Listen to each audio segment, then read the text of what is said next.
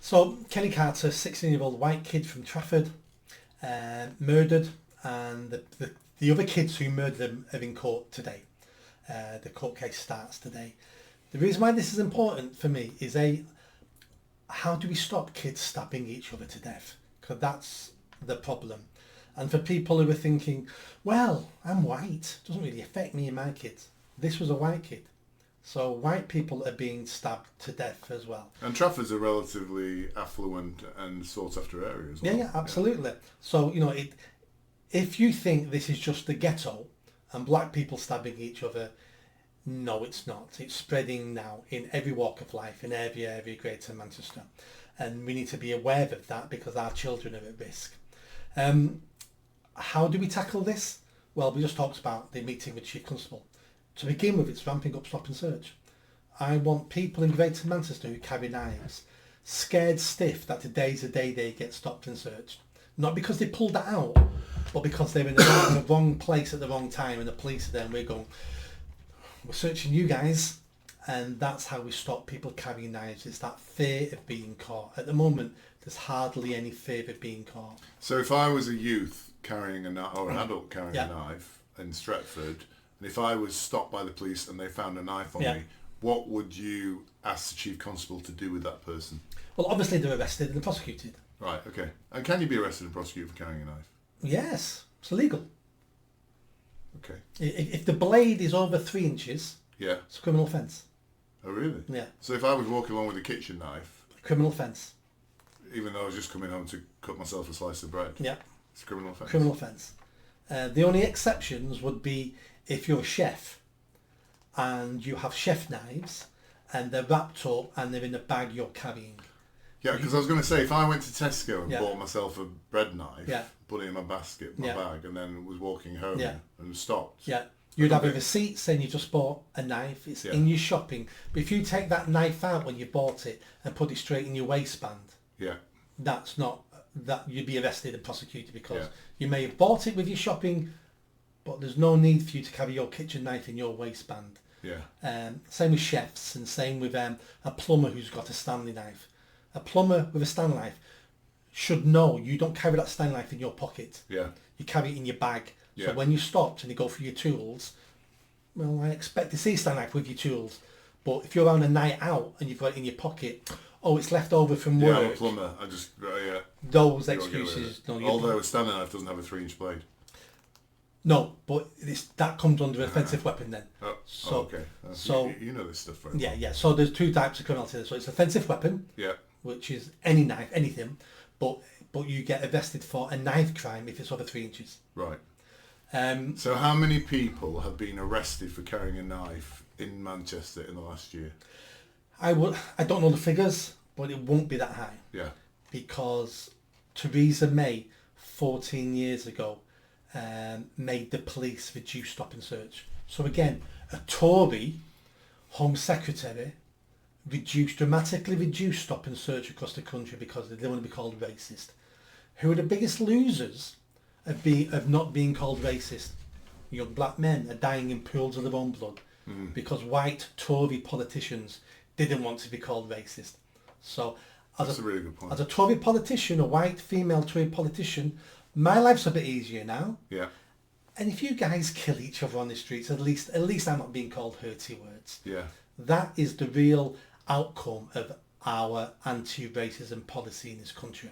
Anti-racism leads to more young black men dying on the streets. I've got a question here, and I don't want to go abroad because we're trying to stay in Manchester, but Rudy Giuliani dramatically changed crime in New York City. The mayor of New York City. How did he do that? And are there lessons that you would take from that and put into Manchester? Yeah, he took a zero tolerance approach, which means if you do anything, police interaction. You drop litter, police interaction. You jump the subway and don't pay your ticket, arrested. And it's heavy at the beginning, but what you do, I mean, you might not know this, our tram system in Greater Manchester. Yeah. The official stats from the metro company itself says up to 20% of people who use the metro don't pay. Don't pay.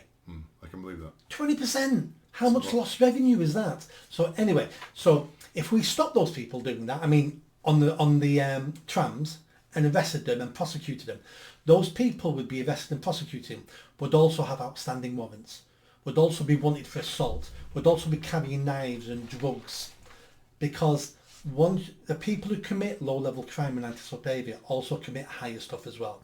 That's what Giuliano realised, and that's how we reduced it. So he said to the police there, if you see anybody doing anything, arrest them, caution them, whatever it might be. Yeah. Graffiti, urinating, dropping litter. Yeah. I'm not saying you arrest people dropping litter, but you prosecute them, you get a fine. Yeah. You tell people in this area, we accept no antisocial behaviour in this area now, and we're going to clamp down on everything. That sends a message in that community, in that city, that, I better be on my best behaviour here. Yeah. I used to graffiti, and then because no one stopped me doing that, I then started breaking into cars. Yeah. Because no one stopped me doing that, I now mug people, and because no one stopped me doing that, I've now murdered somebody. Yeah. That's how you stop the big crimes from happening, by dealing with them at the bottom. Now this takes many years to kick in, to stop, for it to start having an impact on the big stuff, but you need a plan. No one can reduce crime over a year. Yeah. You need to be looking at least a 5-year plan. Yeah, because he transformed New York, didn't he? Yes. It was a no-go zone in the 70s, I think it was, and he transformed it. What about people who, when the dog does a poo, don't pick up the poo in a little bag? What would you do with them? Again, they get prosecuted now. That's a £80 fine. But do they ever prosecute somebody for doing that? The prosecution is the fine. So they get fined, £80 fine. If they don't pay that fine, they get prosecuted. Yeah. Not all councils. Councils will fine you for that. But the chances of you getting caught are so slim that... But that's the problem in Manchester. You never see any coppers. Yeah. Well, coppers won't enforce that anyway, because the councils enforce that now. No. So coppers but you would make the coppers enforce that. I'm not sure if we would be doing dog poo. But if it's zero tolerance... It is zero tolerance. I don't know if the police have the powers. I'd have to see where those powers reside now. I see. Have those powers... It's a form of littering, isn't it?